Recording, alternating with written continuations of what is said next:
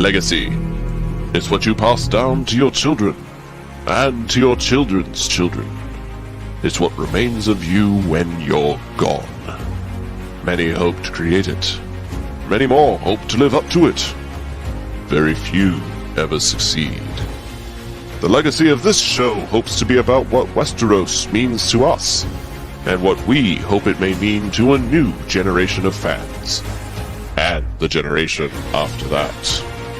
Boasting discussions that will endure, passions that will rise, debates that will make the small council jealous. With a combined 44 years of experience behind a microphone, the hosts and guest hosts of this show are dedicated to the fans' experience interviewing anything from Westeros, Essos, and beyond. This group is not the house of a lion, a direwolf, or even a dragon. This is a fraternity, a lineage, a house that endures beyond sigils, and aims to leave a legacy no other podcast has. So it's time to call the Banos, for this is the House of the Empire.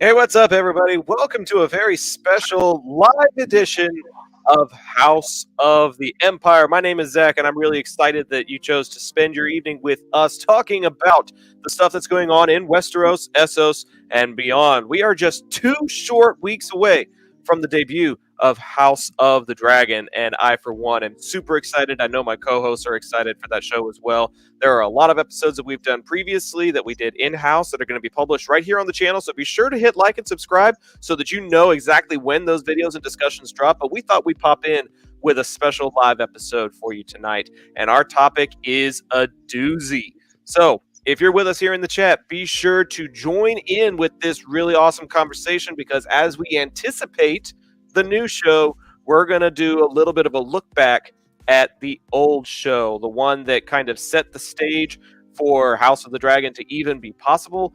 We're looking back at basically all of our favorite seasons from the original Game of Thrones series. So our question for you all tonight is, what is your favorite Game of Thrones season?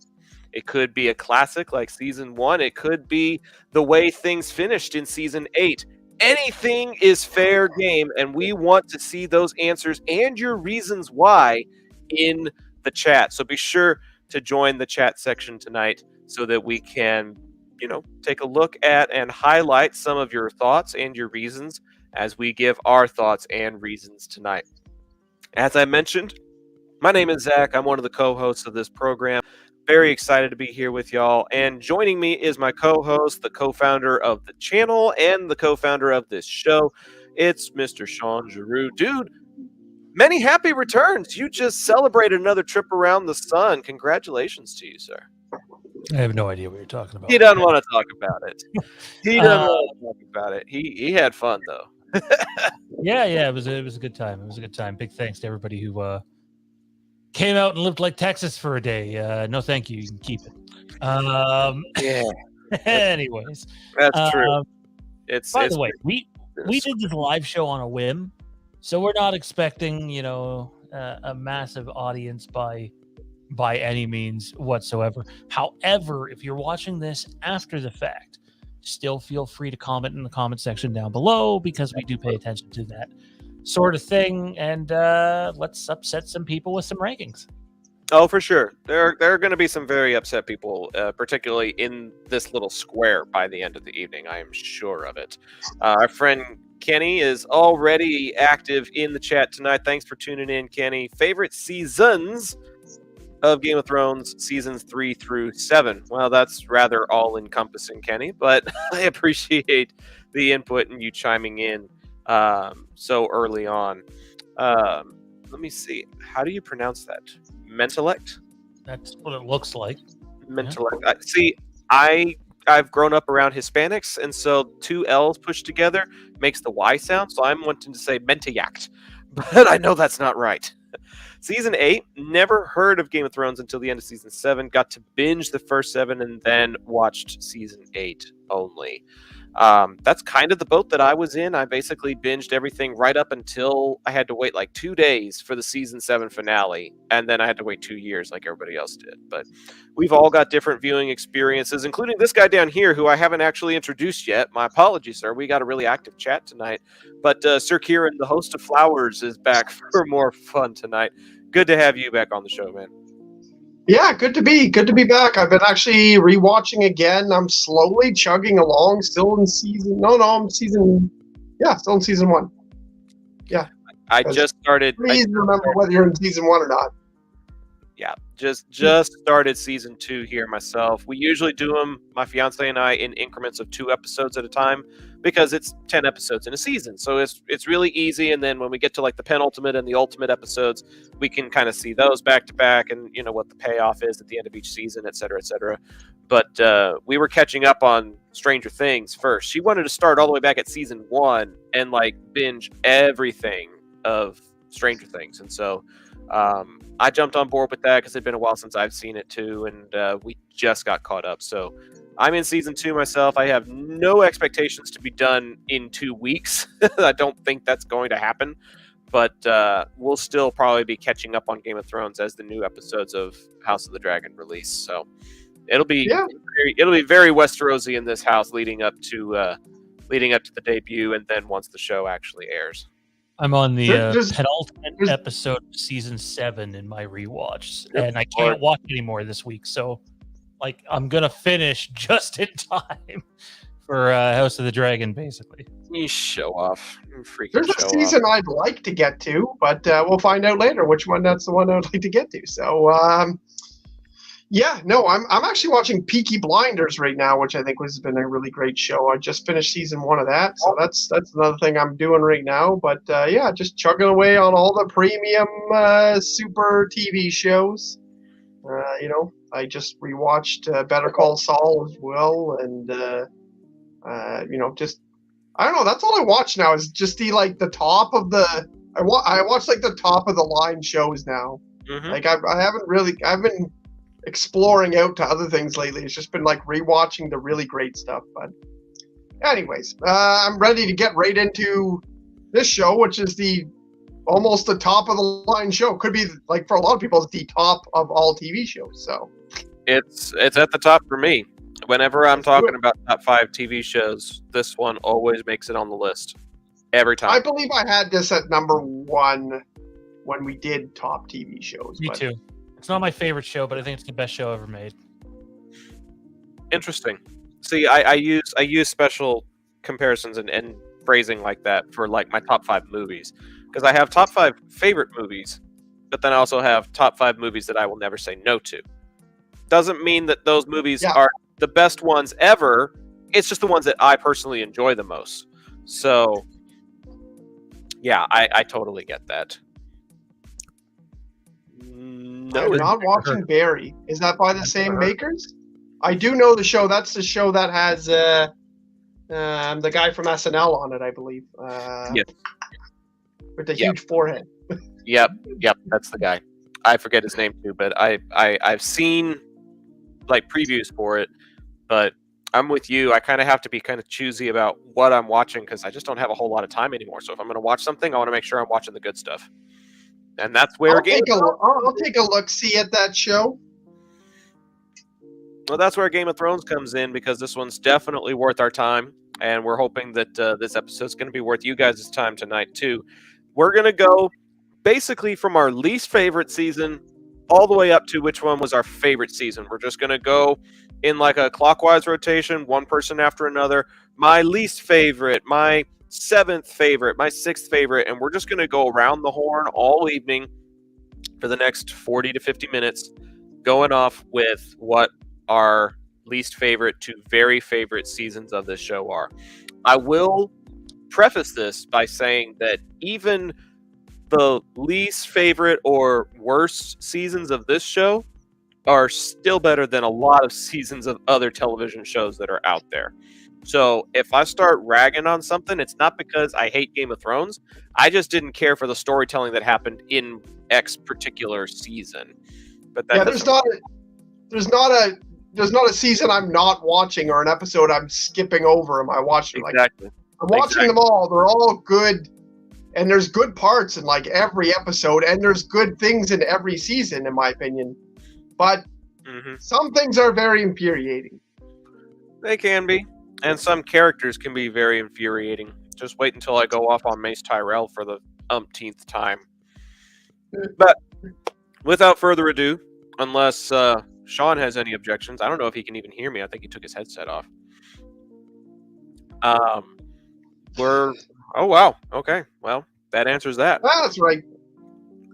I guess you and I can get started, and if he makes it back, then we'll be able to go from there. But yeah, continue to let us know in the chat if there's a particular season that you enjoyed more than others. But I guess you and I can get started with our least favorites and get them out of the way, Kieran, if you're willing. Yeah. My least favorite, my 8th favorite season out of 8. This shouldn't come as much of a surprise, but I really did not care very much for season 6. Season 6 to me felt like it was one of the slowest ones. It felt like there was a lot of time being devoted to things that did not matter, at least not to me. And the High Sparrow being one of the central forces of season 6, it didn't resonate with me. I didn't care for it. And to me, the lone redeeming quality of season 6 was the Battle of the Bastards. I enjoyed that battle. I enjoyed the retaking of Winterfell. That storyline was good, but a lot of the other ones I didn't really care for. So out of this fantastic series, season 6 just didn't hit quite as well as some of the other ones did with me. So that's at the 8th spot. See, Melissa's joining us in the chat tonight. Thanks for joining us, Melissa. Appreciate you being around with us. Sean, if you're trying to contribute, you muted yourself, sir. Yeah, sorry. We have a unwanted visitor in the studio, which could cause some issues here. Hopefully not. So, wow. I didn't expect season 6 to be that low. That's surprising. I'll talk about that later. But my lowest is... believe it or not, season 1. I think season 1 is the lowest quality of Game of Thrones all around. I think it's still amazing and better than most TV shows, but I feel the need to jump through my computer screen at anybody who tries to compare the visual storytelling from season 1 to anything post, even the first 2 seasons. Basically, everything up to the Battle of Blackwater looks pretty cheap at times. You gotta suspend your belief a bit. They do a decent enough job, but after that episode, it's like, oh, the money started to roll in a bit. And then especially when you get to season 4, you start to get some of your big set pieces.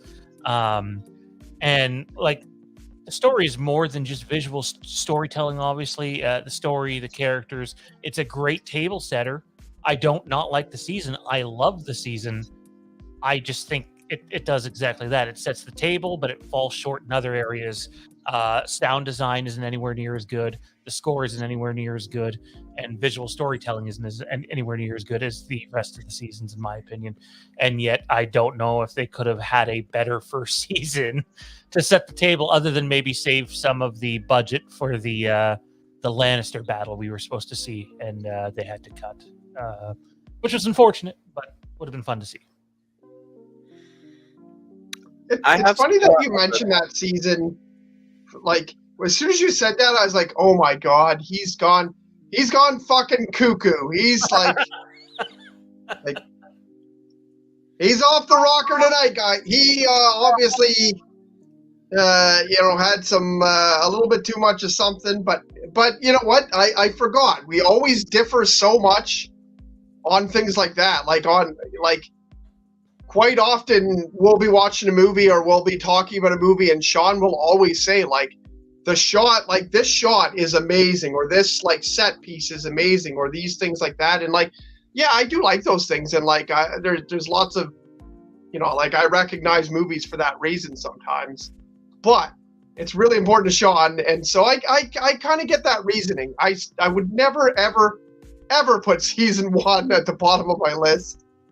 But I know Sean, so the bottom of mine is season 7. So, and I know that Sean likes parts of season 7, so right back at you, you motherfucker. Season 7, a lot of people point to season 8 for being rushed and storytelling goes really crazy and wonky, or things just speed up too much. And I feel like season 7 is worse than 8 for that. And I also feel like season 7, like, there are people who share my opinion, and a lot of people hate 8. But I the more things I remember from 8, I'm like, oh yeah, I love that part. 7 has only a couple parts that I'm really a big fan of.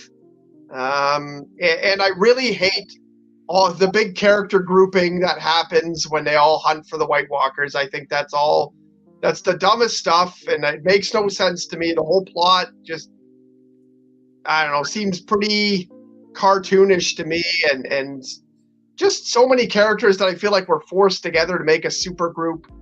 And you know, it's just like in rock and roll, it almost never works. You can't just be like, oh, we got this guitar player and this whatever, and like, it's like, just not my thing. Can't do it. Buckethead so, worked. 7, you leave him out. Right?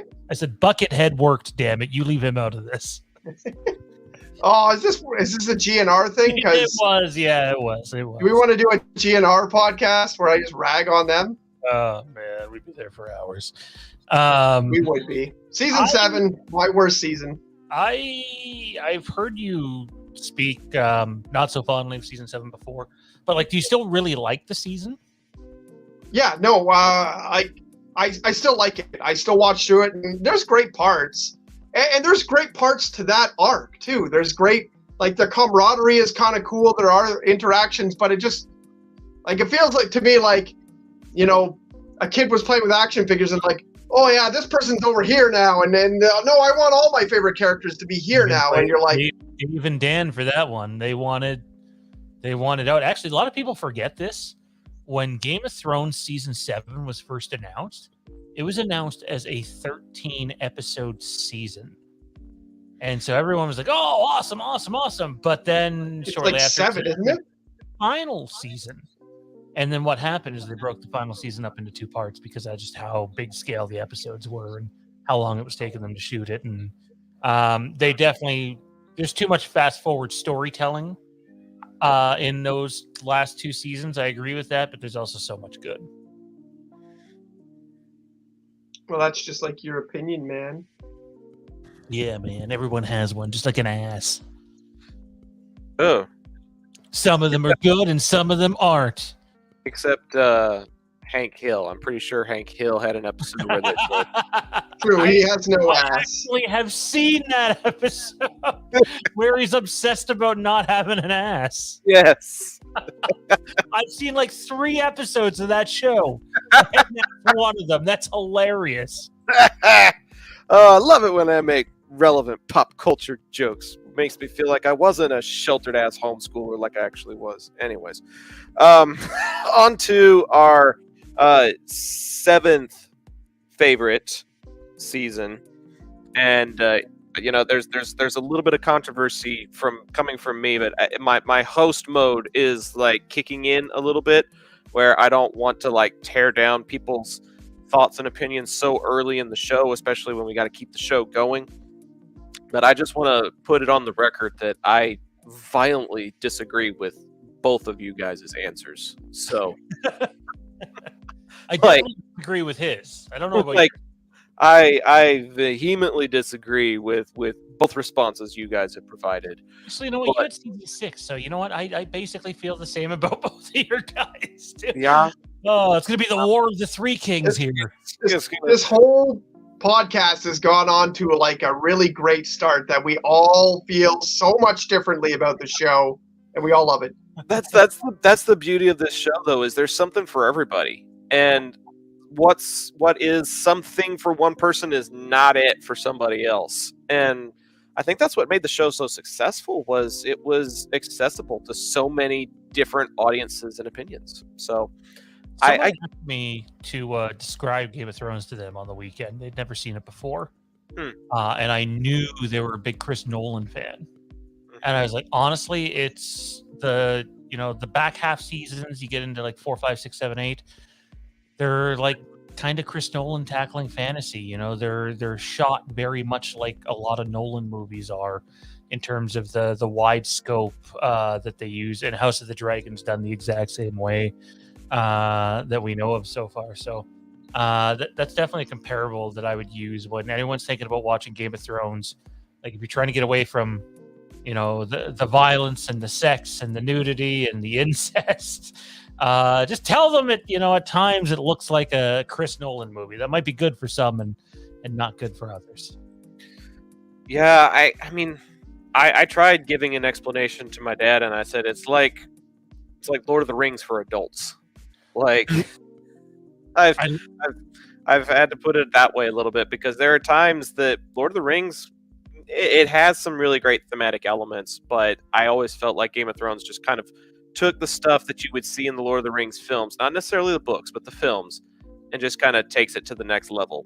And the one episode that I showed him, and I tell this story all the time, the one episode that I showed him right off the bat was Blackwater, the penultimate of season 2, because it reminded me of the Battle of Helm's Deep just a little bit. And so when you're able to find something that is a similar ratio, he was like, okay, that was interesting. Now I want to see how we got there. And we went all the way back to the pilot, and we're able to work our way back up to Blackwater. And when we came back to it, it was familiar. And he's like, okay, I get it now. And had some really fun context and really enjoyed what he was seeing at that point. But before we continue here, I just want to throw this out there really quickly. I didn't see this over the weekend when it came out. I just seen it today. Matt Smith had an interview, who plays Daemon Targaryen, one of the main characters in House of the Dragon. He was asked to compare his character to a different character not in Game of Thrones. And instead of like giving an actual character name, he said he's an agent of chaos and winked at the camera, and that was it. And Matt's a pretty big Batman fan and the Dark Knight, and that's a line literally taken right out of that movie, Agent of Chaos, the Joker. And that's kind of his character is kind of there. He's not full villain, but he is a little for Cocoa Puffs. I feel like I don't know yet, but I feel like I am gonna super disagree with that when I see it. But oh man, we're gonna be disagreeing about a lot of things, because my seventh rated season, and this is a list that I made back in January. Okay, we have been working on this show since January and making lists and talking about discussion topics and working behind the scenes before we actually debuted the first episode, et cetera, et cetera. This is a list that I made like in early to mid January of this year, but I'm going to hold true to that original list because I really don't think I need to shake it up all that much. So season 8 is my 7th highest list. Season 8. And what's really funny is my little comment that I put underneath it is said, it's not about the graphics, it's not about the acting, or even the story direction. It was about storytelling. And I put that in all caps. It was about storytelling. So I imagine, it's been a while since I've seen season 8, but I imagine that the way the story gets told is what really rubbed me the wrong way. There were certain story styles and the jump cuts they were making between certain characters, and just the way that those episodes released and the way that they flowed, where one picked up and one dropped off, may not have necessarily been about the character arcs or how the show actually finished, but it may have been more about the way that story got told. But check back with me in about a month or so when I'm actually caught up. Who knows? That list may change. But for now, I'm going to hold by my January assessment and say that my 7th ranked season is the final season, number 8. I'm not like the biggest season 8 fan by any means. There's certain episodes that I love in that season. I find that's way more rushed than season 7 personally. I don't know. It just like even the last episode's kind of rushed.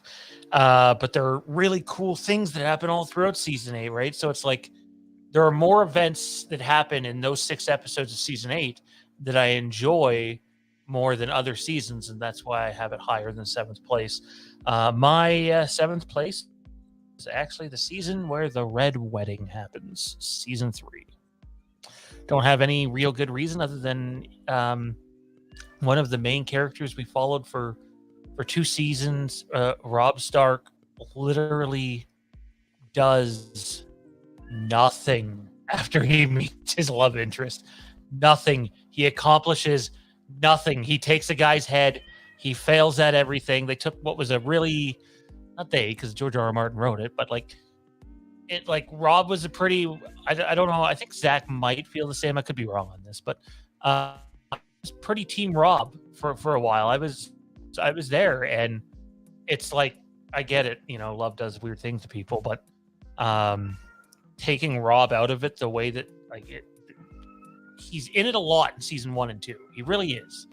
But by the time we reach season 3, he's kind of an afterthought. Even as we get to the Red Wedding, like, he's not to be feared. He's done absolutely nothing in forever.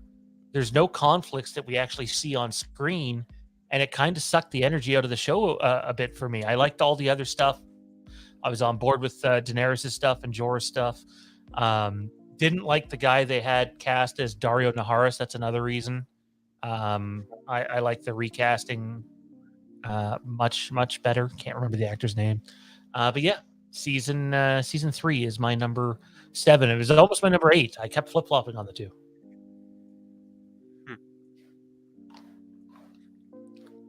You're muted, sir. Hit the mute. There we go. Sorry, I was just saying it's interesting because I never was really team Robb. I always felt like he was kind of like a wooden type of character. I don't think the actor was bad, but I think he was just like, I'm avenging my father.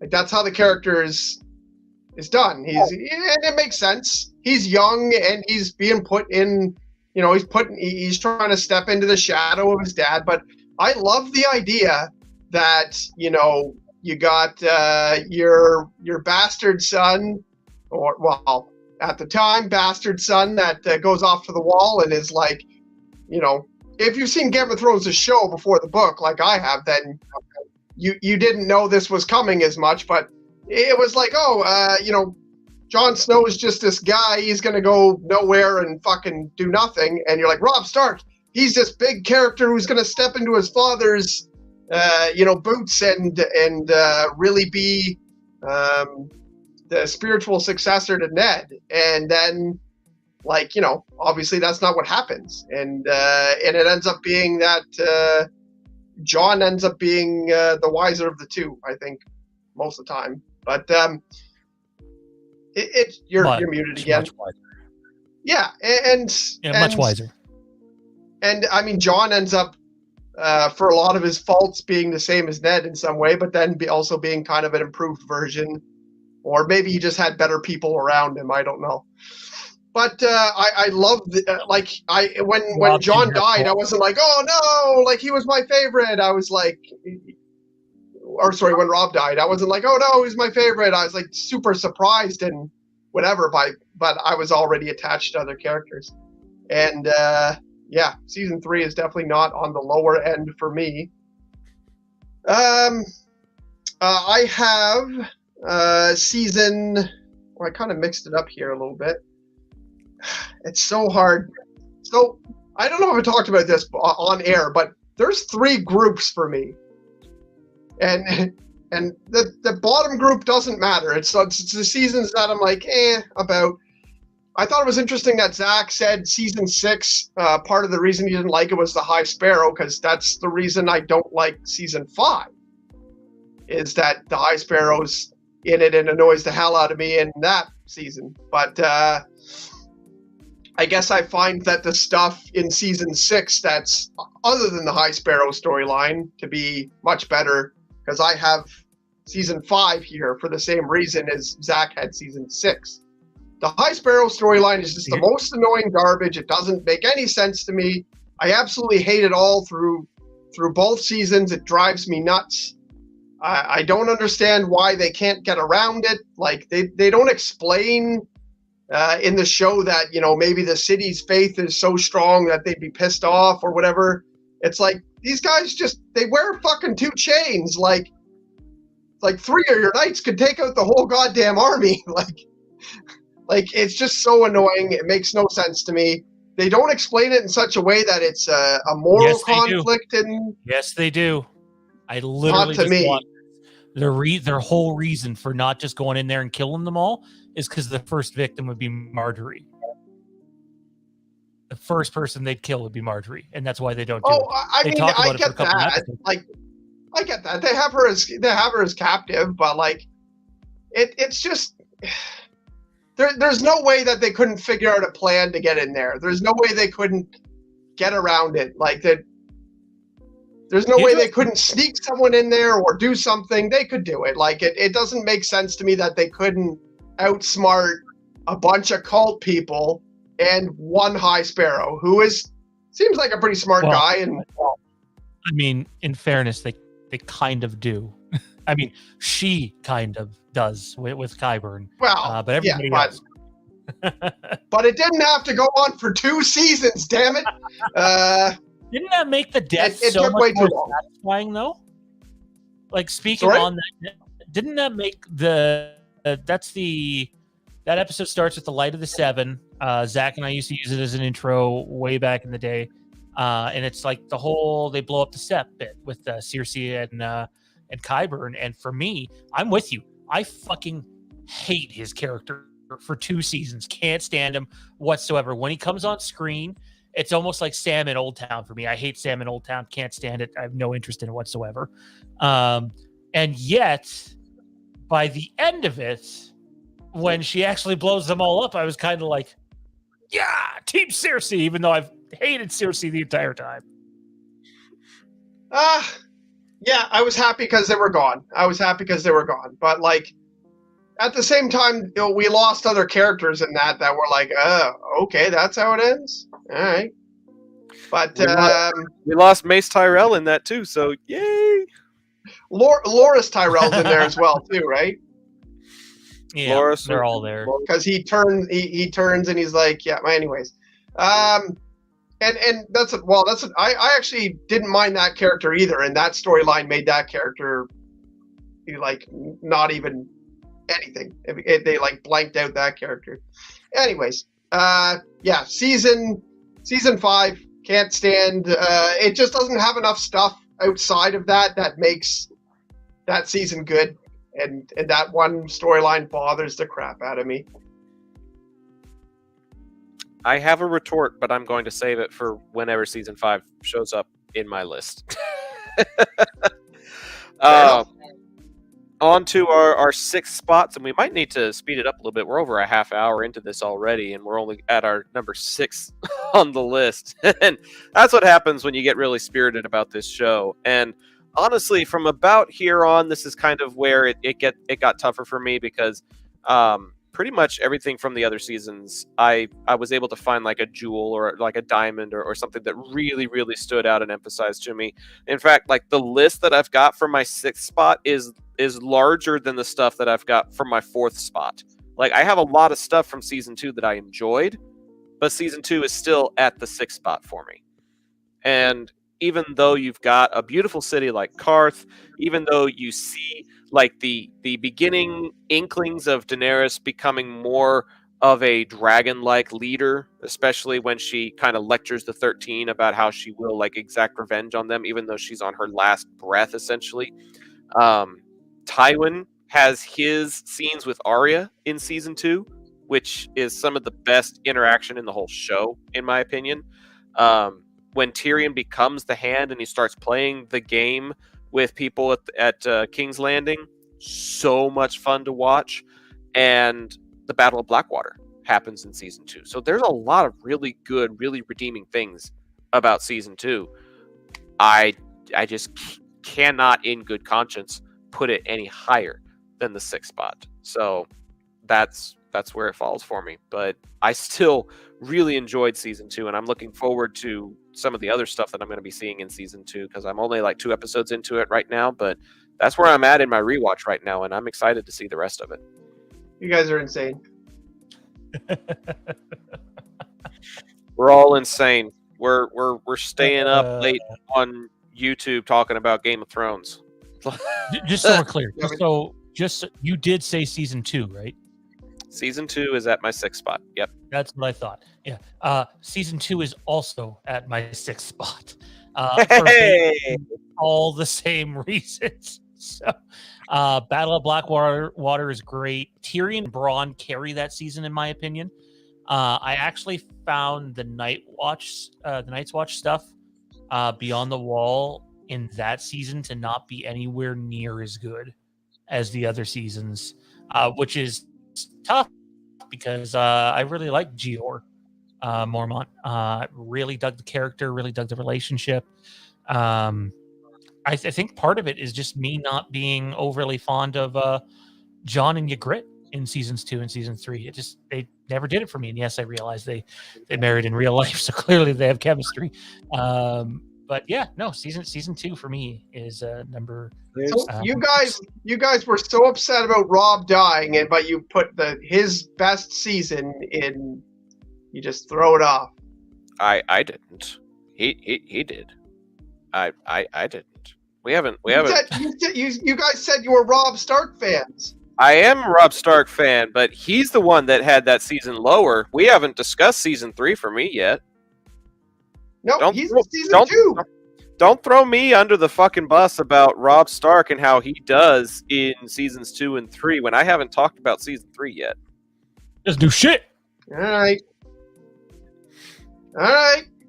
Well, we're on the 6th best, so season 8 somehow didn't drop down to the end for me.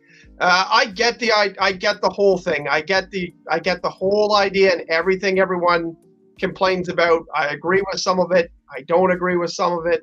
It's totally rushed. There's a lot of part at the end battle is almost like unmemorable in a lot of ways. Like a lot of soldiers just getting slaughtered, and like you kind of like in my head I remember dragons flying over, a dragon flying over and burning, soldiers, and Jon being like, what the fuck's going on, and everyone walking through. But like it passes by like a second to me. It's not like thinking about like the Battle of Blackwater or the Battle of the Bastards where I can remember like quite a few parts of it. I'm okay with how everyone ends. I'm totally okay with Bran being on the top. I'm totally on top. I'm cool with Cersei and Jaime being buried under the a lot of things people hate. I was totally cool with. But the way it was executed was just not right. It just was. It could have been 20 episodes. And I get, they couldn't have made 20 episodes because whatever. But there was enough. It wasn't Game of Thrones. It was very un-Game of Thronesy. It wasn't well thought out and well planned and well executed in a lot of ways. It was tied up, and I understand they were like, hey, let's tie this thing up. We need to do it. We don't have material. We're not gonna whatever. And they threw things together, and I get all that stuff, so I'm okay with it. But it used to be my last season, but not as much pisses me off about it as season 5 and season 7. So season 8. So nobody had that as the last season, so that's interesting. I think most people would have at least one person on a three-person panel who has season 8 as the worst, and I'm not one of them. I think I talked about it before. a lot of people are always really pissed off about finales. Like, they can almost never be right. You know, Sons of Anarchy, people were pissed off, and I was like when that ended, I was like, perfect ending, and everyone else was like, what? No, like, that's one show that I thought stuck the landing at the end for sure. So many people hate that ending. You know, like it's same thing. Like, people don't like the ending of a lot of their favorite shows, and I think a lot of times it's because it is the ending. But and also, you know, TV shows these days never have an ending that's, you know, like, oh, they got married and happily ever after. Like, that's not what's in. So Game of Thrones season 8 has, I believe, I might be wrong on this, I think episodes 1 and 2 were directed by David Nutter, and then episodes 3, who did the pilot, I don't know if he did the Red Wedding, I can't remember. But then Sapochnik, who's doing House of the Dragon, did a Long Night episode, which, outside of some visual issues, is amazing, and that battle has tons of story. And then Sapochnik also did the penultimate episode, which I do agree, while the visuals are fantastic in it, the biggest story beats in that episode, to me, just because of the way the Daenerys thing is presented, I thought that was always happening. I just thought the final execution of it wasn't great. Was the Jaime getting to Cersei bit, and the Hound and the Mountain.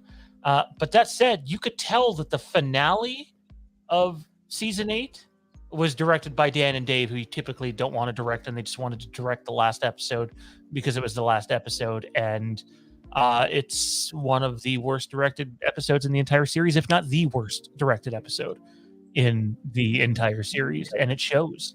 And I think that makes season 8 really wonky, even though I like it better than other seasons. Sean dropping the heat on us with that hot take.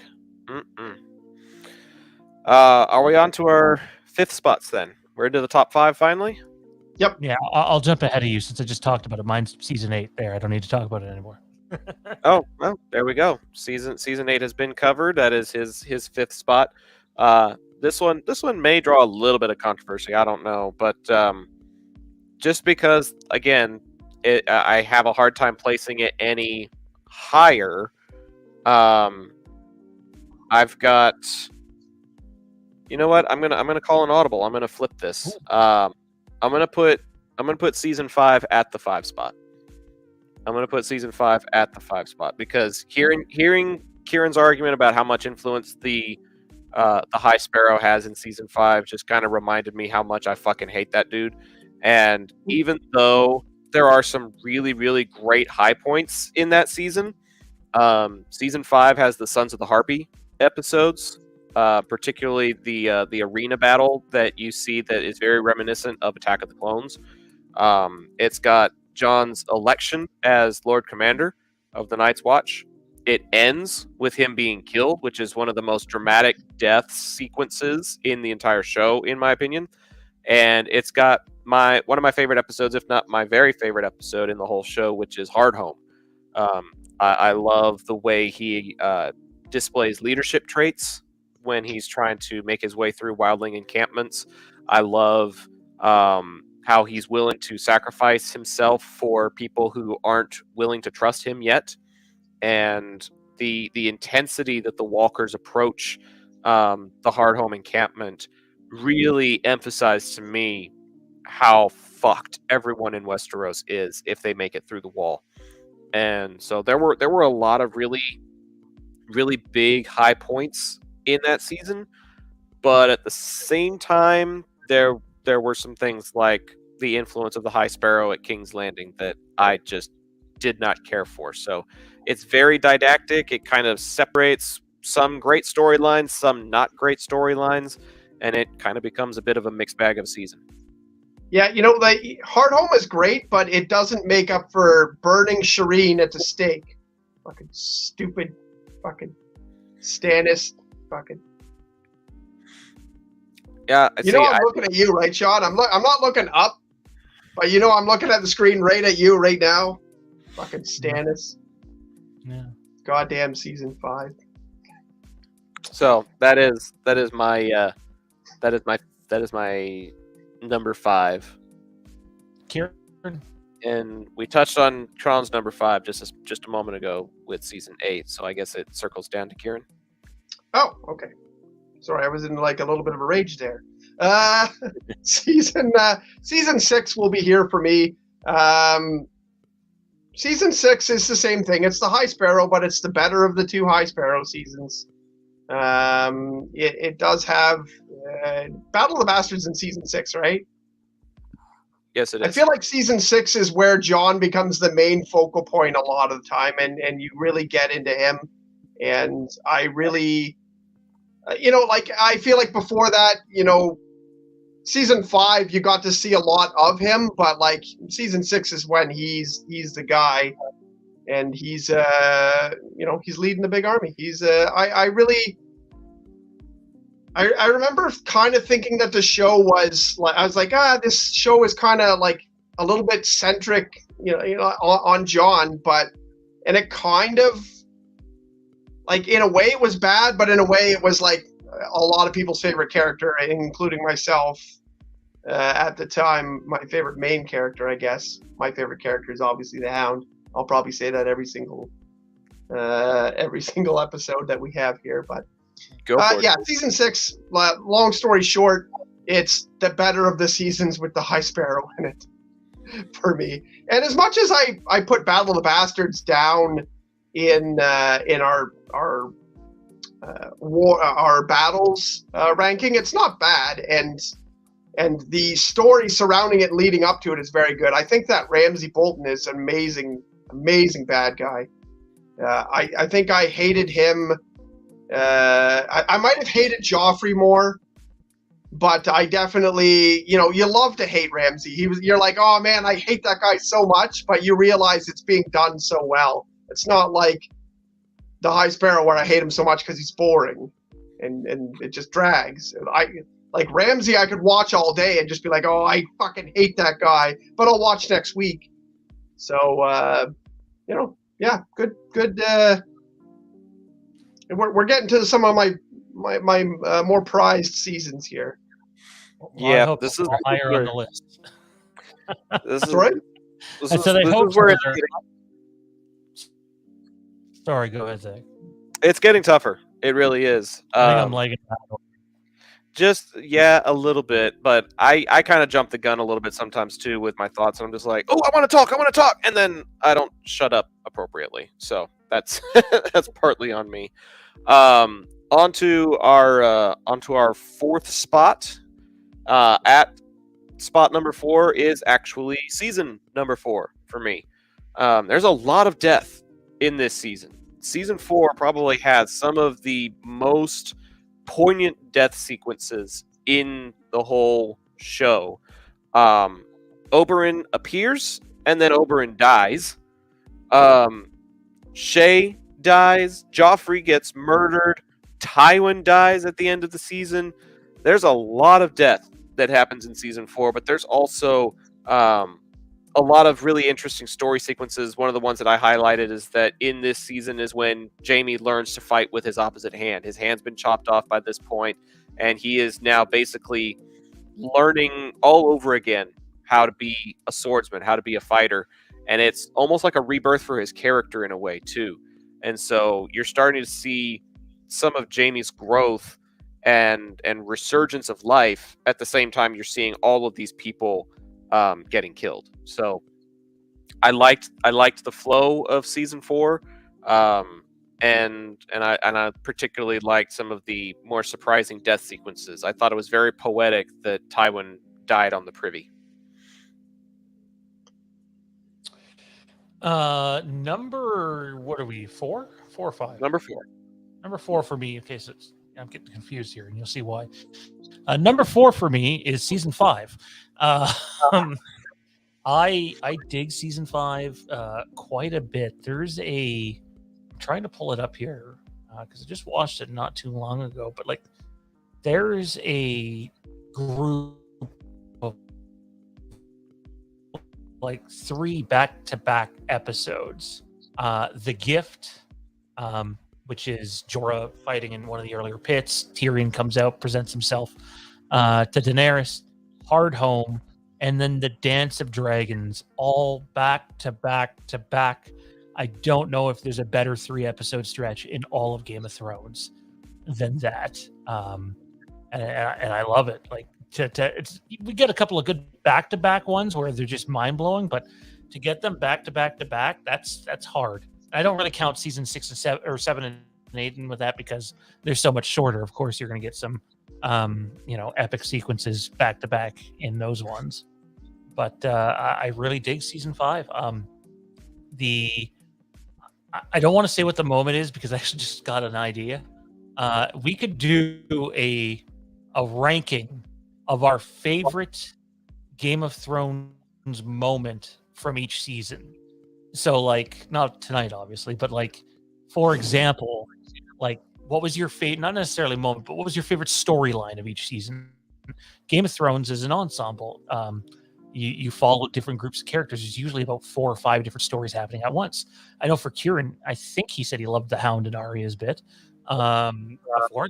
That's a huge one for some people. And then I know people hate Arya and Jack and Hagar in season 5 and season 6 compared to what they were in season 2, I believe it was. So it'd be cool to go through all the seasons and be like, this was my favorite storyline in this season. So that's an idea for a future episode.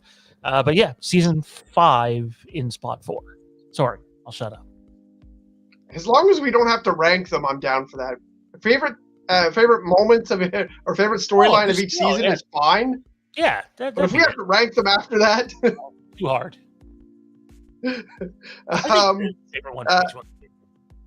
My fourth is season 3. If you've noticed by now that the top half, the last 4 seasons are the worst, and the best 4 seasons are the first 4 for me. They're not in order or in any sort of order after that, but there's definitely a drop off there for me. Season 3, it's weird because it's the best or it's the worst of the best seasons for me. I guess it doesn't quite make it into that group with me. I really do like the Jaime and Brienne stuff. A lot of the best Brienne stuff comes from this. I feel like her character gets scattered out into other seasons where she's fairly prominent in this season, or at least the good parts are. I do like Jon Beyond the Wall and trying to figure out what he's going to do. He's kind of in between a rock and a hard place with falling in love with Ygritte and trying to figure out what the hell he's going to do when he gets back. It's hard for me to even explain the most. I do also love the Red Wedding. I think it was amazing. I thought it's almost like the most epic part of the entire series. It's to me, it's kind of like the thing that was the most talked about in the whole series. Oh my God, did you fucking see that? It was the craziest turn. And so I definitely respect, more than I even like it, I respect it. It was just super ballsy. And it got people talking more than I think anything else in the series. I think everybody was probably watching it after that because it just got more and more popular. But I feel like that was the biggest what the fuck in a show that's made up of lots of what the fucks. So I definitely respect that as a big part of it. I just want to apologize to the audience for the connection issues tonight. It is on my end, but I don't have access to my modem at the moment. We're live on air, so yeah, it's on my. Even your screen is hating the heat. Yeah. Well, you can just keep that season 3 screen grab that you've been popping up there, Sean, because that's actually my third favorite. So what was Kieran's fourth is my third favorite. There's a lot of really, really interesting storylines, and I really feel like this is where the storytelling kind of picks up. You maybe have 2 or 3 storylines that you're jumping around back and forth with in the first couple of seasons, but by the time you get to season 3, you are looking at a lot. You're looking at what Jon is doing beyond the wall. You're looking at Arya and the Hound. You're looking at Stannis. You're looking at the drama at King's Landing. You're looking at what the Starks are up to. You've got a whole separate mini storyline that's just centered around Theon getting tortured and having his balls chopped off. Like, season 3 is full of storytelling, and all of the storytelling that it is comprised of is really, really compelling. There's a lot of really good episodes. There's a lot of really good lines. And of course, season 3's got the Red Wedding towards the end. So, the Reigns of Castamere and then Misa, which is the season finale, those are 2 really, really fantastic episodes of the show.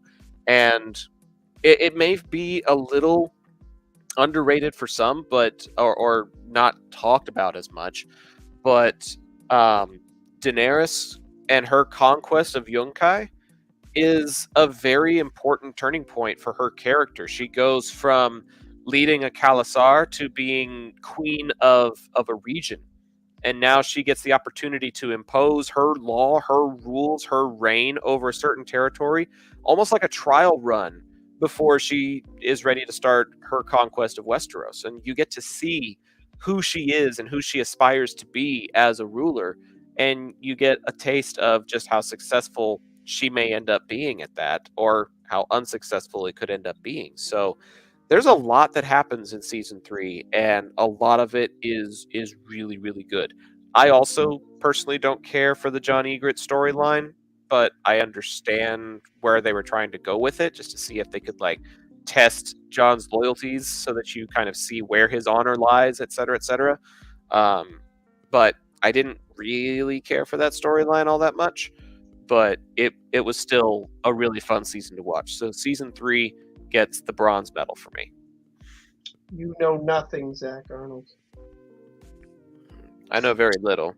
For a person with a master's degree, I know very little.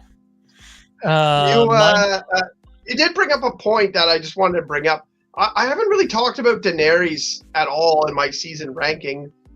She's not a super important character to me. I feel like I'm every time I say that, I feel like I'm going to get jumped. But I feel like you're right. This is the point where there's 3 phases in Daenerys. There's Daenerys where she's like, I don't know what to do. Someone tell me what to do. And then Jorah or Selmy or someone is like, well, not Selmy, but later on. But, she's like, I don't know what to do. I don't know what to do. And then there's the part where she has people around her and she's like, what should I do? And then she makes decisions. And then there's the later part where she's like, they're like, I think you should do this. And she's like, I think you should fuck off. There's 3 very distinct. And I think the second part really starts here in season 3, where she starts going they're like, she'll be like, what do you think I should do? And she's like, okay, I'll go with his advice. She's starting to learn how to take advice and put it into action and make her plans. She becomes more the boss in season 3, as opposed to the I don't know what to do. And they're like, well, you should probably do this. And oh, okay. So I feel like an important thing for me is that the later seasons, when she doesn't give a shit, actually bothers me. It bothers me when she doesn't take good advice over and over again. So classic Targaryens, though. Yeah. Oh no, it makes sense. The power consumes them. They get prideful with how powerful their dragons are, and they just start thinking they need less and less counsel. Yeah, it's true. Anyways, I interrupted, of course, because I always do. Season or third best for Sean. Season 4, for basically all the reasons Zach listed earlier. I mean, Joffrey dies. Tywin is a powerhouse. The Viper is one of my favorite Game of Thrones characters, and we only get him for 1 season. The whole Tyrion trial thing is absolutely epic. Jaime and Brienne in King's Landing, giving her the armor. Brienne getting Podrick. I believe season 4 is also the Hound versus Brienne. You name it, season 4 has it. It's one of the best seasons of television you're ever going to see. That's it. I definitely agree. My number 3 is season 1. I'm watching season 1 right now. I know it's always high in my list, but I don't know. It might have been 4th, but season 1, it's. I think the problem with it and why people might rate it lower if they do is that a lot of things don't carry on to the rest of the show. It's almost like a prologue when you read a book, and it's just for you to understand the landscape of the show. Because, yeah, Ned does all this, and then he's gone. Spoiler alert, he's dead.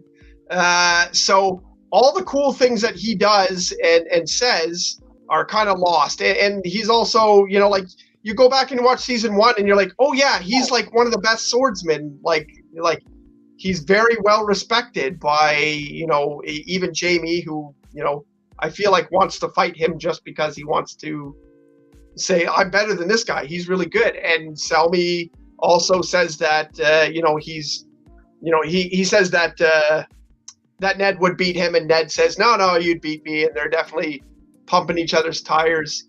You also, but you get so many good parts that's set up with Varys and with Peter Baelish, and like, I feel like you get set up so well with this season.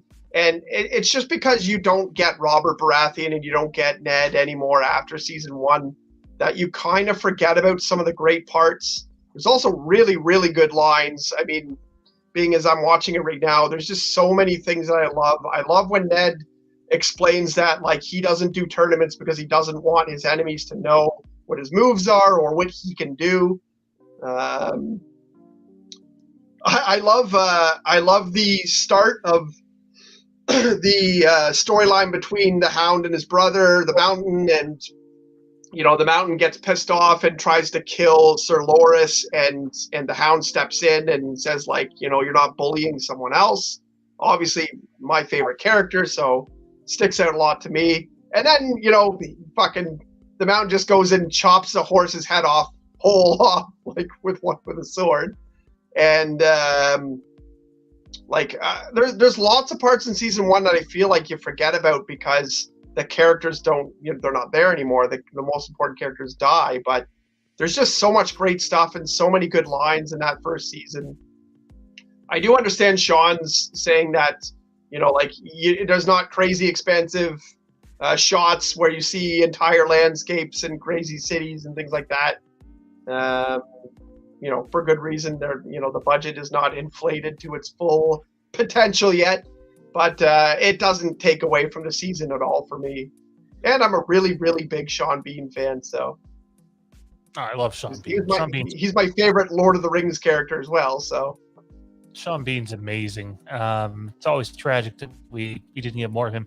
I do think, though, one day, if it ever happens, if we ever get that Robert's Rebellion show, season 1 is going to make one hell of a sequel to that show. Like, I do think you would feel even different about season 1 if we ever get, you know, a few seasons of Robert's Rebellion, and then it's like, oh, you sort of connect it all together. And it's I felt that way just seeing younger Ned trying to get Lyanna. I couldn't imagine seeing it during Robert's Rebellion. It definitely boosts season 1 even more for me, in my opinion, the same way Kenobi's kind of boosted A New Hope for me as well. So yep. Well, sir, you can keep that season 1 title card up, because that's my silver medal. Season 1 is my second favorite season in all of Game of Thrones, and I'll often flip-flop between first and second, if I'm being honest. And my reasoning for this is it tells a fantastic story. It tells an absolutely amazing story, and if you wanted to, and I never really thought of it as a prologue until you mentioned it, Kieran, but it tells its own story. Season 1 basically tells its own story, and if you only watch season 1, you technically really wouldn't need anything else. You could want something else, but if this show got canceled or whatever after one season, I would still be talking about how amazing Game of Thrones was. because it does so much and shows you so much, gives you so many great characters, helps you explore a new world in so many fantastic ways, and also incorporates drama and writing and action and intrigue. Obviously, it gets a little bit better and a little bit more intense as the show goes on. But I actually really, really love how much they're able to do with so little. I don't need the set pieces as much as Sean does, I don't think. I think what I need is just a well written character. And in my opinion, there is no better written character than Eddard Stark. I love his character. I love how honor bound he is to the point of death, and that he chooses his daughter's honor over his own, and it costs him his life. Like, that is just absolutely gut-wrenching, breathtaking, amazing storytelling. And the types of stories that they're able to tell, from the joust to the traveling drama where they have to kill a wolf just to keep peace between families. That's how fragile this alliance is. That's how tense the situation is. And I feel it with every episode. And I feel sympathy for him and his family. And there's just so much about the character development, the writing, and doing as much as they do on as little of a budget as they have, that I have a hard time stopping myself from talking about season 1. Whenever I talk about Game of Thrones, I always end up gushing about this season. I truly love it. And that's why I flip-flop often between it being my second and my first. But tonight, it's got the silver medal. It's also got that guy called Drogo in it. He's pretty, people like him. Pretty much set up Jason Momoa's whole career, so. Yeah, it did. Yeah, it did. I get the love. I get the love for season 1. I do, and I do love season 1. You can't come back, Sean. You can't come back. You said season 1 was trash earlier. I heard it. You said season 1 is trash. I heard you say that. It sounds like your buddy Terrence.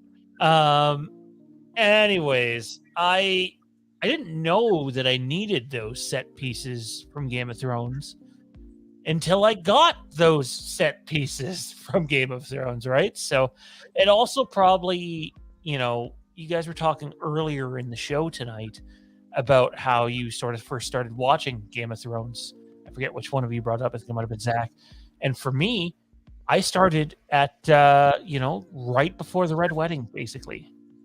And then had to backtrack. So I had already started at a point where the budget was already starting to go up.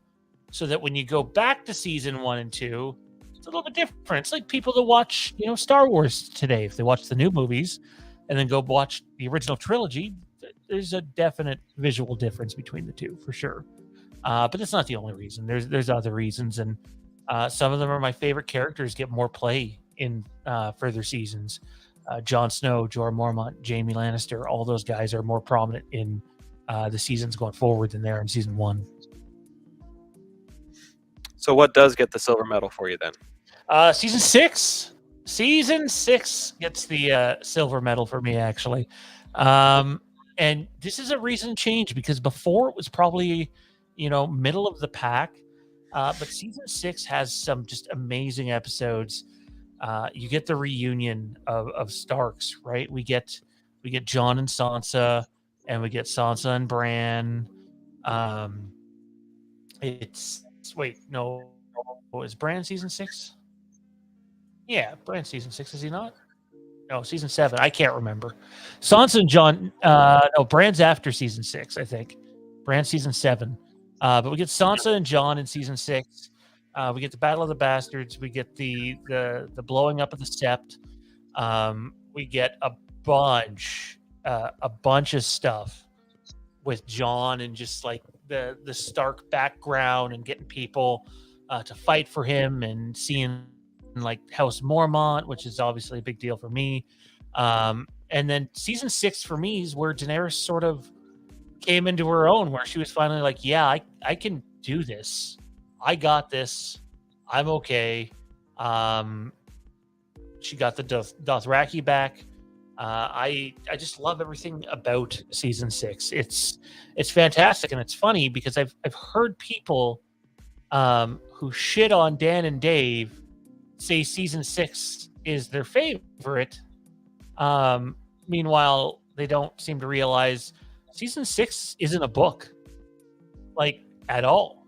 That's Dan and Dave too. They had a few more pointers about season 6, obviously, than they did season 7 and 8. But I don't know. Lots of big pieces in season 6, man. And I think finally getting to see the High Sparrow die was done in one of the most satisfying intros to a episode of TV you'll ever see.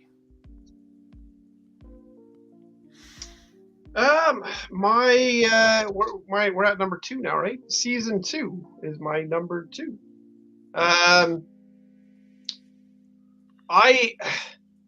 Let me just start by saying Blackwater is my favorite battle.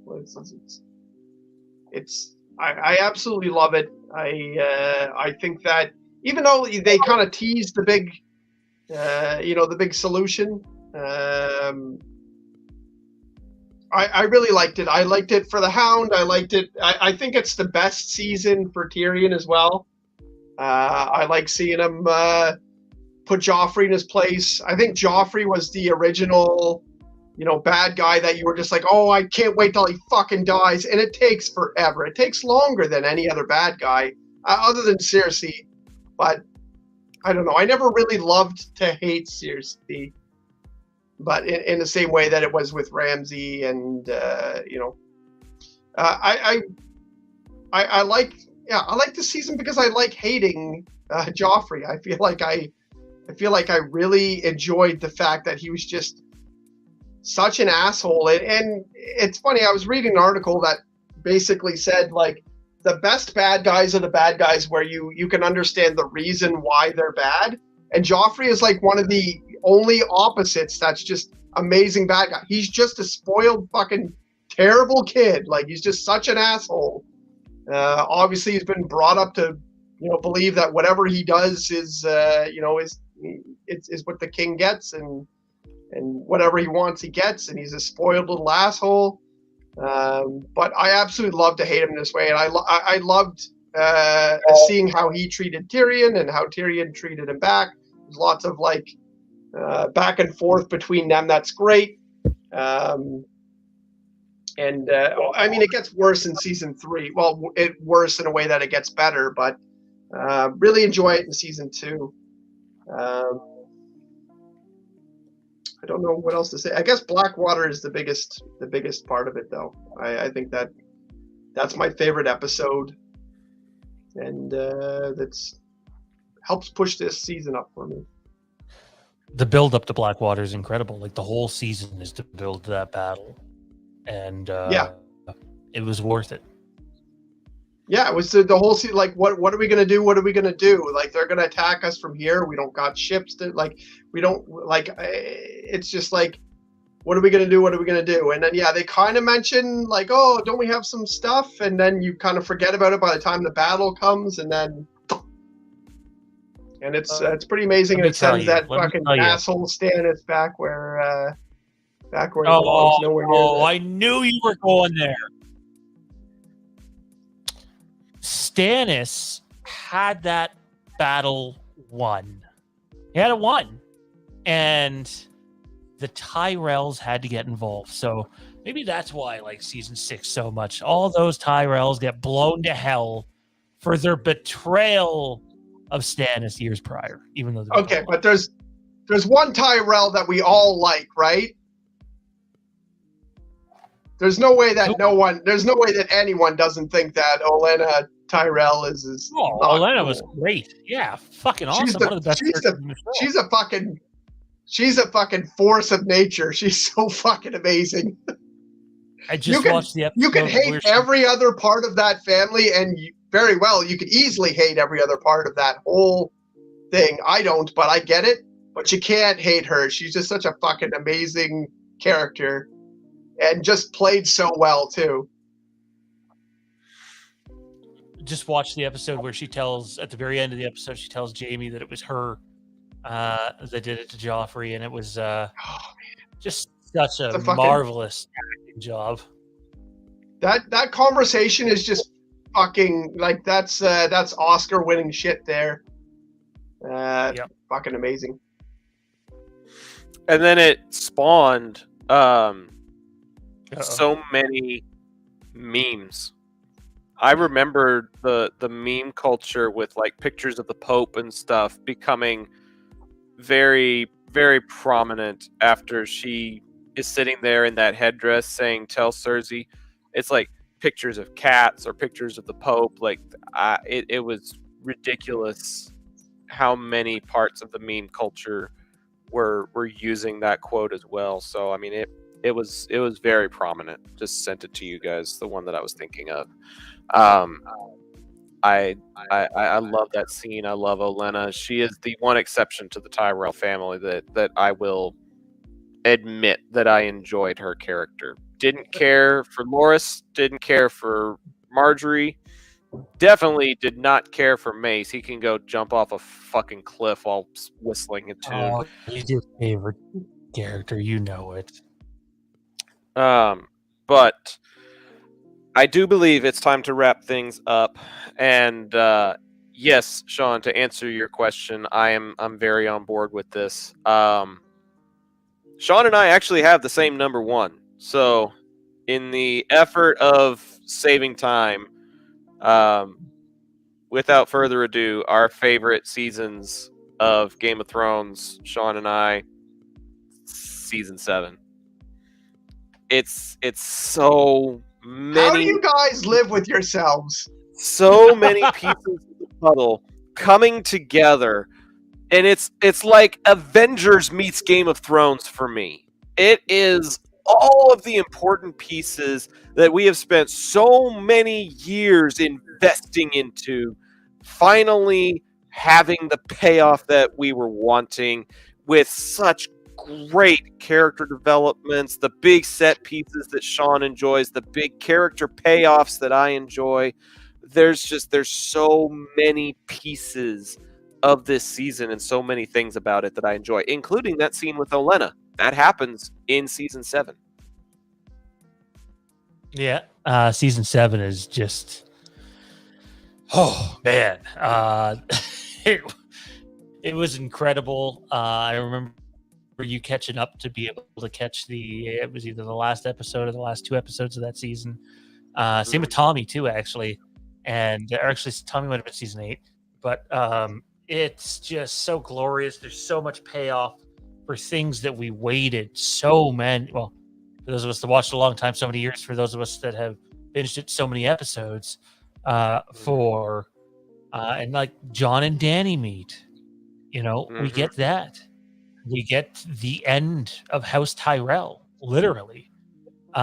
We get the end of the Sands too, at least the ones we know anyway.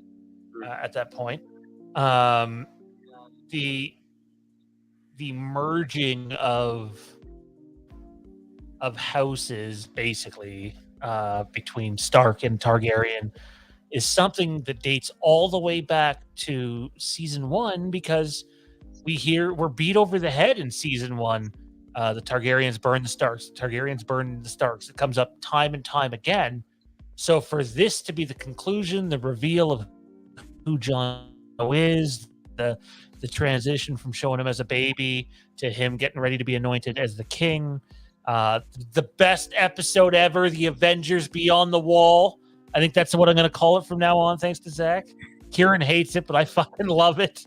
The undead bear, it's incredible. Yeah. The only thing that I kind of thought didn't hit well in this season was the final episode. I don't know if that came off as good as it could have. And obviously it is rush storytelling. Kieran is right with that, but there's like massive moments in every one of these episodes that blow my mind.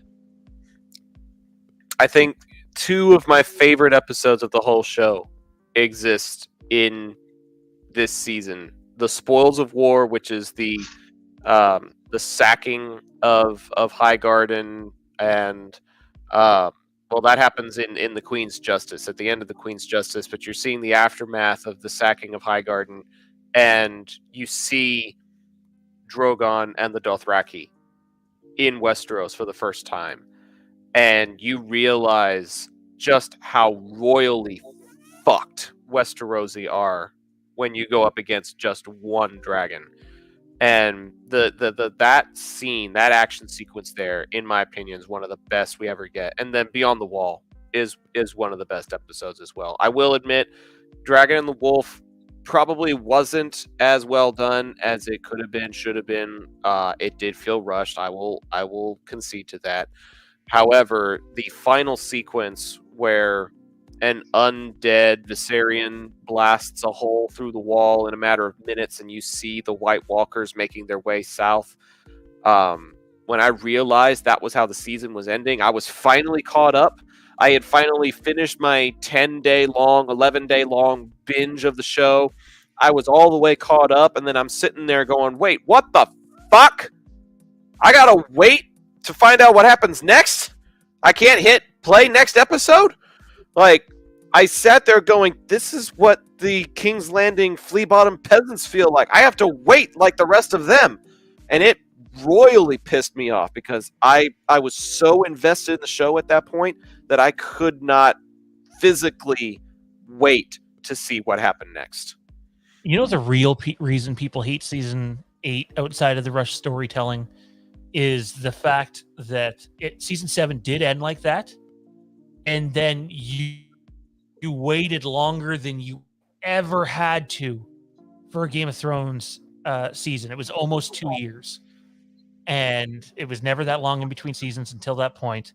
And you waited longer for less. And I think that really burned people a lot. That episode, The Spoils of War, where Drogon and the Dothraki are just killing the Lannisters. So I sent Zach a picture the other day. I'm watching it, and like it's just Jade Jensen and I home, and it's just me out in the living room. They're off doing something, and then like I'm zoned into it. It's one of my favorite episodes, and I look over as like Drogon's just ripping the Lannisters to pieces. Aww. And I'm like, aww. Oh yeah, this probably isn't appropriate for you to be watching right now. Maybe not. He couldn't take it. He's on a dinosaur kick, right? So he just absolutely... He'll probably grow up to be someone who thinks that season 7 is good. I love it. Love it. You know what one of my favorite parts about season 7 is the very end when Jaime is leaving after Cersei, bluffs about killing him, is we see it snowing in King's Landing. There's something about that little 30-second piece, them showing different areas of King's Landing from the Red Keep all the way to the outskirts, and seeing it snow there was... Winter is coming. Season 1, Ned Stark. It finally came. Even though in season 8, oddly enough, it doesn't look cold at all in King's Landing, and there's no snow, and that is one thing that more proof season 8. I think maybe it stopped snowing after the Walkers died. Like, we don't see much of King's Landing after the Night King is defeated, and maybe that cold front was meant to emulate the impending doom that the Walkers represented, and when Winterfell was able to hold its ground, like I still firmly believe it should not have been able to do, but when it did hold its ground, the threat of the impending winter weather subsided. I will very reluctantly buy into that. Time for my number 1, which makes way more sense than you guys because you guys are Philistines. My number 1 is season 4, because season 4 is really good. Doesn't matter what you guys say. Joffrey's dead. Season 4 has the best stuff with the Hound in it, so just get that out of the way. That makes me super biased, so you guys can make fun of me later, whatever. The interaction between Arya, and Arya is not a character that I like as much as everyone else does. I do like her, but like I feel like she's a really big deal to lots of people, and to me, she's just pretty cool.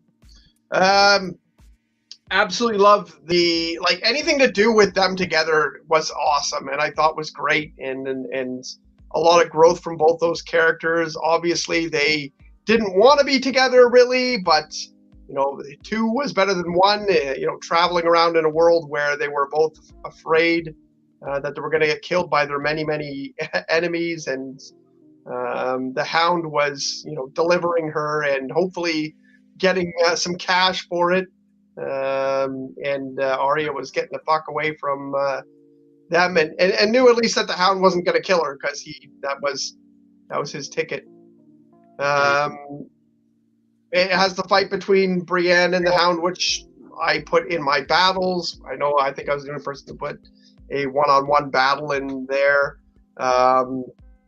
It starts off with Joffrey's death is at the start of season 4, correct?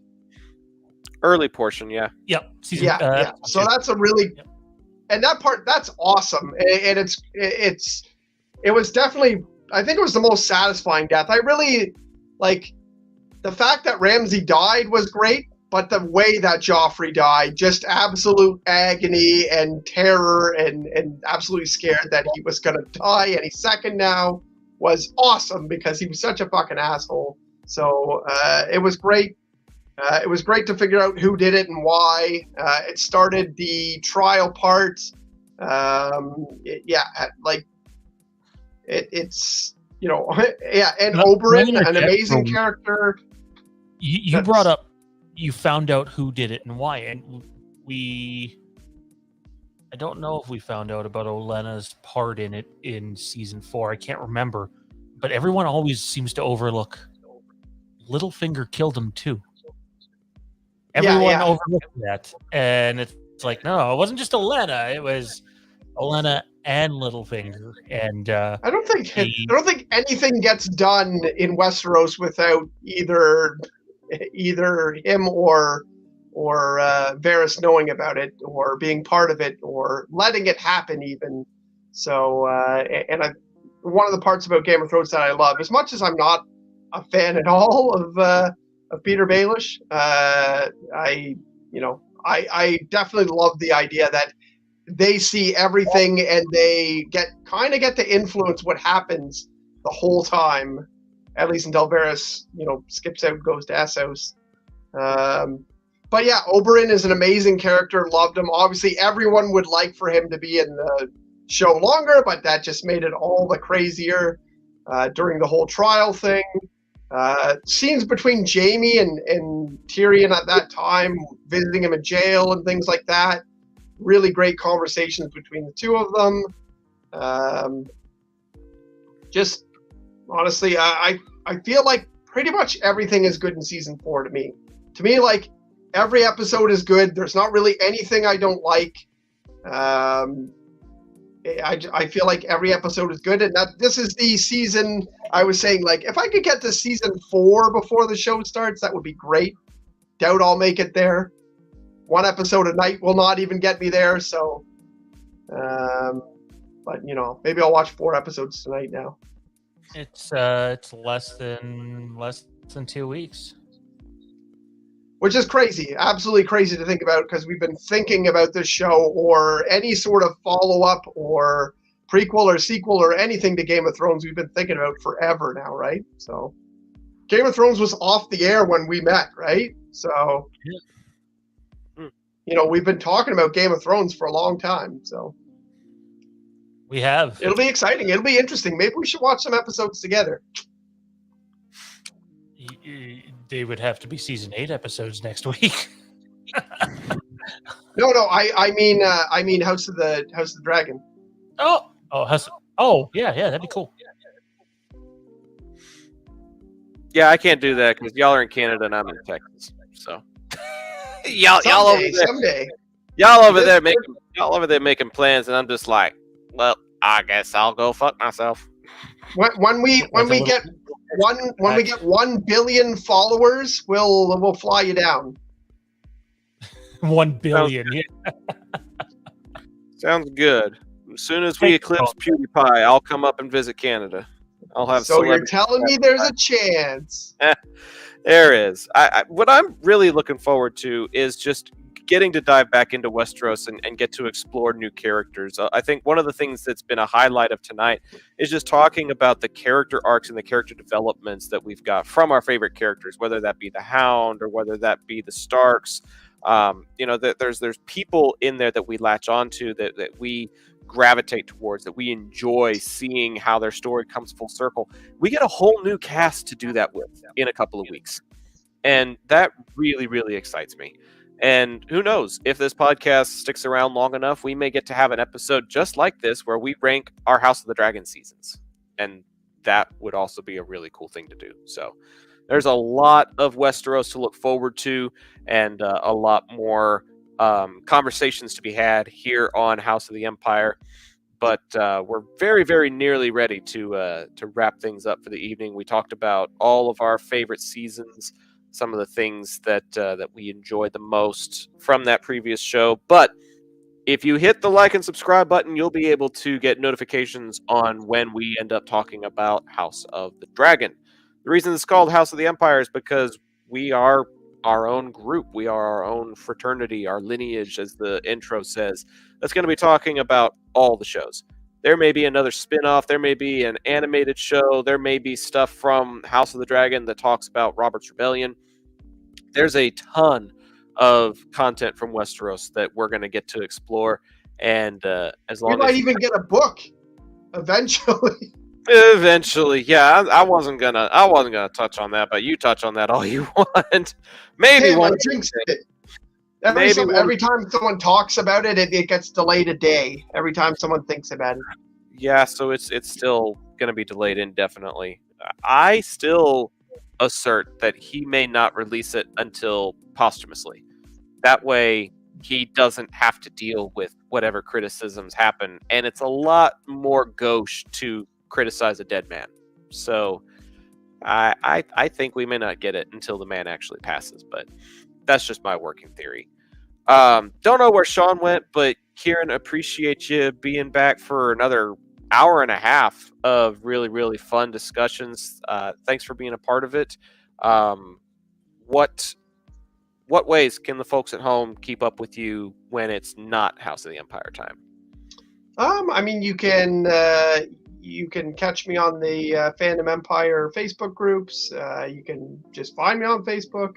I am on that TikTok thing, or at least I'm kind of on that TikTok thing. You're a producer for your buddy Terrence, aren't you? Yeah, sure. Well, let's just say that. Yeah, I help out my friend Terrence with his with his TikTok. Terrence Reviews. Yeah, I mean, whatever. You could, if you find my phone number from someone, you can just give me a phone. I'm not going to reveal it on here, but whatever. I'm cool with making friends. I get so many scam likely calls on my phone as it is. I just don't answer it unless it's somebody from my address book. Like I don't answer strange phone numbers anymore. If somebody really wants to get in touch with me, they can send me an email. They can send me leave a voicemail.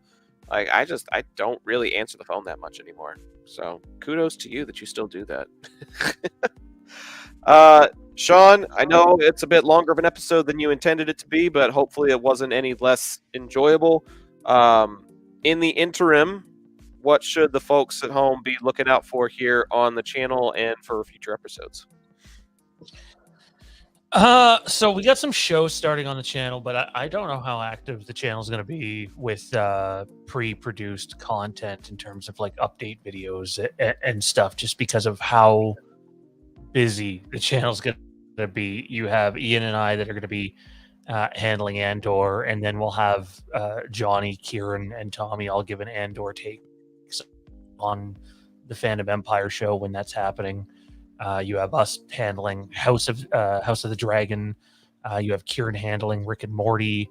I believe I'm going to try to tune into Lord of the Rings, but that's just going to be something we talk about on the Fandom Empire show. So there's a lot to do, and a baby any day now. So I wouldn't be expecting very many pop-up shows or pre-produced content as much as I'd love to. It's just not realistic. Unless you're a Patreon member, then you'll get some stuff over there still, but to do both is just not possible at the moment. So follow us on social media at Fandom Empire Now, or you can check us out on Patreon, patreon.com/Fandom Empire. Yeah. It can cost you only like $3. You can get on the lowest tier for like $3. And there's a ton of really great content. I know what it's like for life to ebb and flow. I'm getting married in a month, and then high school football season is upon us in a couple of short weeks, and so my Fridays and some Thursdays will consist of that in the not too distant future. So I get it. Like my stuff is really kind of falling by the wayside. This is like the most consistent thing that I'm doing right now. So if you want to find out what's happening that's not happening here, just go follow me right there on that lower third, Zach the Voice. I'm on that at pretty much all social accounts. I'm trying to be more active on TikTok, but I'm also on like Facebook, Twitter, Instagram, that sort of thing. So depending on what page you follow may determine what type of content you end up seeing. There'll probably be like wedding stuff on the Instagram. There'll be some sports stuff on the Facebook. There'll be a mix of stuff on the Twitter. I'll be doing like some generic TikTok challenges and trends and stuff over on the page there just to, generate content. But all in all, it's been a fun night, and I'm just even more excited now for more Game of Thrones and more Westeros content. So I feel like the episode served its purpose, even if it was a bit long. Thank you guys for taking time out of your evenings to be a part of it. Thanks to everyone that joined us in the live chat group tonight. And like Sean said at the top of the show, even if you aren't watching live, you can still join the chat and let us know what your favorite season from Game of Thrones was. We may bring it up again on a future episode. So let us know. Find us on social media. Let us know what you thought your favorite season was, and maybe tell us what you are anticipating the most out of the new Game of Thrones show as well. But I think that's going to do it for this edition of House of the Empire. For Kieran and Sean, I'm Zach. Thanks for tuning into this episode, and we'll see you next time when the Empire returns.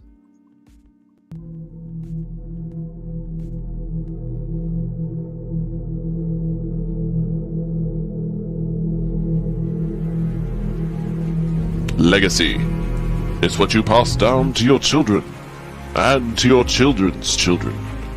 It's what remains of you when you're gone. Many hope to create it. Many more hope to live up to it. Very few ever succeed. The legacy of this show hopes to be about what Westeros means to us, and what we hope it may mean to a new generation of fans, and the generation after that. Boasting discussions that will endure, passions that will rise, debates that will make the small council jealous. With a combined 44 years of experience behind a microphone, the hosts and guest hosts of this show are dedicated to the fans' experience interviewing anything from Westeros, Essos, and beyond. This group is not the house of a lion, a direwolf, or even a dragon. This is a fraternity, a lineage, a house that endures beyond sigils, and aims to leave a legacy no other podcast has. So it's time to call the banners, for this is the House of the Empire.